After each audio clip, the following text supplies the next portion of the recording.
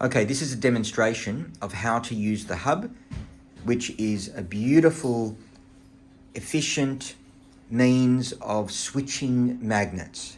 So currently we've got the OCD magnet here, the Cool DB80.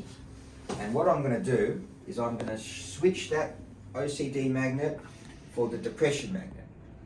And the way I'm going to do that is I'm going to switch the coolant off. That's the most important step. You switch the coolant off, and then the dial here, you need to move it from number 3, which is the OCD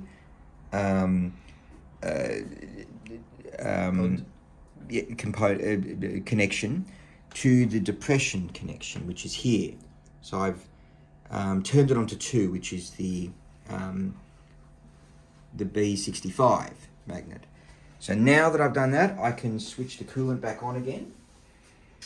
Okay, so coolant on. You can see that there's no coil flow because I just switched coils from this one, which I'm now going to take off and put in the hub, okay, to the depression one. So before I put the depression coil in on the arm, I'm now going to disconnect the small connector first, then the large connector, right? And then I turn it around like this and put it in the hub just opposite the coil that it belongs to. Then I grab now the connector for the depression coil, and the key here is to, while you've got it unconnected, to put it under the hanging loop of the tubes for the other coil.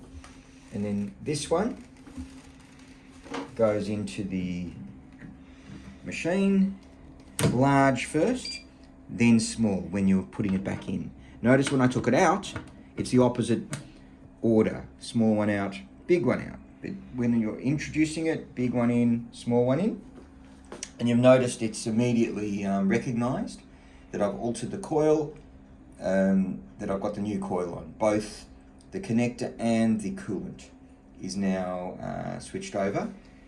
And I've already, of course, switched it to the depression tube. And now I take the other coil out. Notice I'm swinging it under the loop of the OCD coil.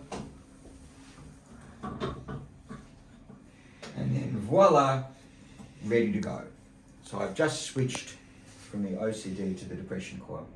And if I was doing the other way around, it would be the same process. I would be switching the coolant off.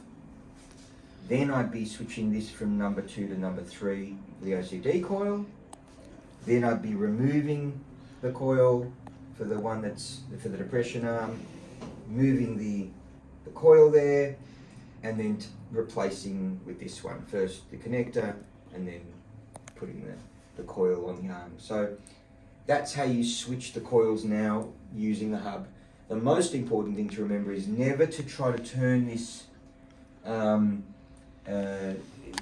connect the dial. Yep, the dial. Never turn that dial with the coolant still on. You'll disrupt the flow of the coolant, and after you've made the change, it may be blocked, and then you'll need to put the coil on the ground and kind of lift it up and try and get the bubbles out. So, so it's important to just remember to turn the coolant off while doing the dial, and then immediately turn it back on, because otherwise, if you forget, the coil will overheat.